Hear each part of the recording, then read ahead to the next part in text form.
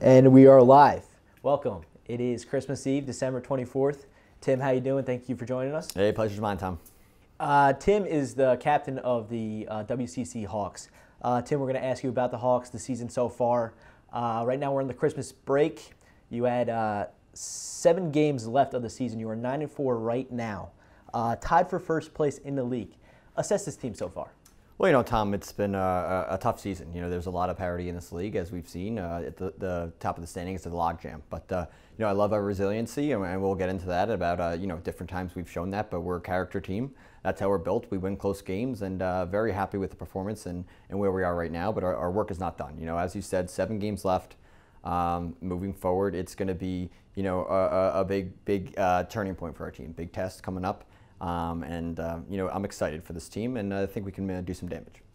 So talk about the team. You have the star of the league, Charlie Shuck, who right now has put in 24 goals so far in 13 games. I am aware that he's a pending unrestricted free agent at the end of the season. How important is it to lock him up? Well, Tom, that's obviously the number one priority right now is getting him signed long term. He's a big part of this team, a big part of what we're doing, face of the franchise. So, obviously during the season, we don't want him to be distracted about any of that. We want him to focus on playing hockey, winning us games. But, our people are talking to his representatives. We have a cohesive dialogue on a daily basis. And, we'll let him worry about the playing side and the hockey side, and we'll worry about the business side. But that's definitely number one priority moving forward into the offseason. A little bit more about the individuals on the team. You lost your top 2 defensemen from last year. You guys had a very well defense, and then this year you kind of took a hit. One of the stars was Andrew Bowden. Talk about how it is losing those guys, especially a guy like Andrew, and how have you guys been able to revamp after the loss?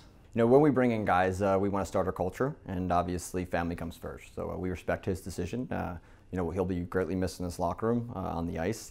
And he knows whenever he's available, he'll slide it right back into our lineup. He was a big part of this defensive core. Now, in saying that, Kevin Connor, it's a late offseason move to go to a rival team in Monkey Bar, and now we're tied with him for first place. Kevin was a great guy for the season that he played with the Hawks. We hope to have him back, and as his contract is expiring as well, so that's something that we'll look into. But right now he's an enemy, and we're focused on that. And we bring in a guy like Andrew Zarita. I thought he's fits the requirement of what we needed, which is a self-starter. Guys who are skilled, guys who are good in the locker room, great for the morale of the team. And he's fit in greatly, been the top defenseman here, and chipped in offensively. So that's big, and so losing them, it's tough, but we're making do. We're playing defense as a whole. All the other defensemen have stepped up, and we're trying to do our best right now. So I gotta ask about the Casey Donahue situation. This is a guy who is a star of the team, a pivotal part of the team, natural-born goal scorer. He's helped you win games throughout many seasons. So I'm aware that things were a little bit fishy going into this year. He wasn't really answering his phone. You couldn't really contact him. And can you talk about that? Open up about that. Well, Tom, Casey Donahue was a very big part of this team, and he can be in the future. But, the way things ended, it was a little bit of sour taste in our mouth. We like to build the relationships with players, on and off the ice, moving forward, even without their time.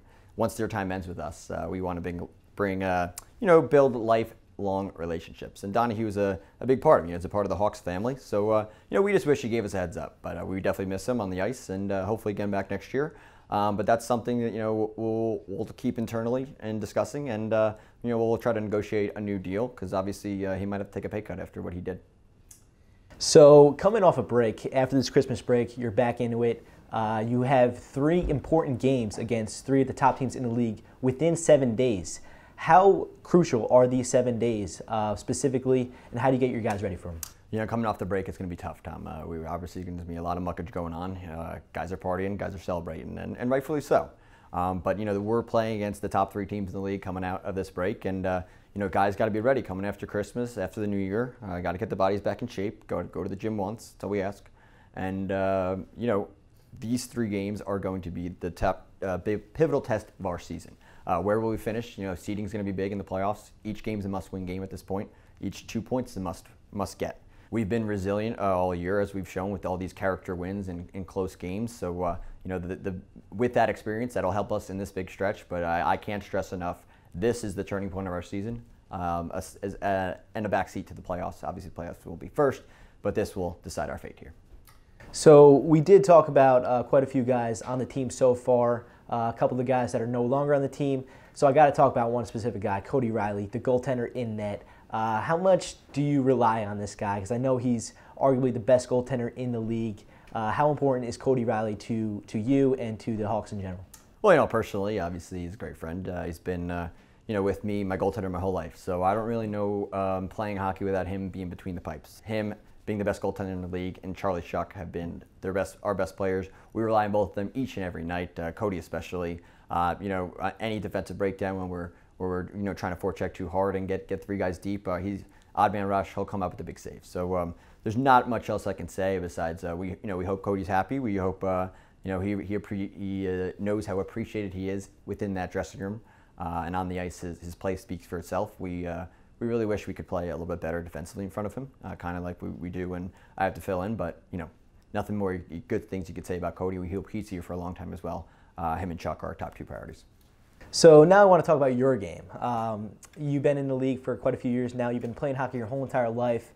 How do you feel your game has been so far this year as opposed to a couple years prior? I know just based off the stat sheets, your goals in prior years were a lot higher than this year. Talk about your season so far and how you would critique it. At the time there's always ebbs and flows in your career, and this year didn't get off to a great start. I had some adversity with some illness, some injury. That's obviously no excuse. You got to fight through it. I thought I caught fire or played well for a few games, and I'm just trying to go out there and do whatever it takes for my team to get 2 points. Obviously, playing goalie will hurt the the stat line a little bit, but what matters to me is getting 2 points and our win and loss record. That's what matters. Championship and this team for us. But it comes being a GM and being a coach. A lot of pressure is going to be on you. So I'm ready to face the critics. I haven't been good enough. I have to do better. Down the stretch run, that's how people remember you. How you play during the stretch run and in the playoffs. So for me, that's my focus moving forward. If I have to play goalie, I'll do it. I just want to get 2 points and get a championship under our belts. Having said that, you've been with the league, with the team for a couple years now. You've been the star of the team because you're the leader. You've never won a championship so far. You've been there a couple times, but you've never hoisted a cup. Can this team do it this year, and what's different about this team? I think it goes back to our resiliency, our character. As we build a culture, as we've said, we want self-starters, and that's what we are. These guys are resilient, and in tough circumstances, through adversity, we fight through it. We win close games. We have great defense with obviously starting with our goaltender, and we have one of the best offensive talents this league has ever seen. So while other guys are stepping up, we always have secondary scoring. Guys show up at the right times, and if we can keep clicking again with this next stretch, we can focus on the playoffs when they come and realize that this is our time, and just do the things as we've been doing. I think this team can do it, but it's going to be tough. This league is a lot of parity, a lot of tough teams, and but we're looking forward to the challenge, and hopefully we can bring home to our fans. Well, Tim, right now don't have any more questions for you, but thank you so much for coming out. Really appreciate it. Hey, thanks. Enjoy the Christmas with the family, with the friends, and then I look forward to tracking you guys after Christmas break.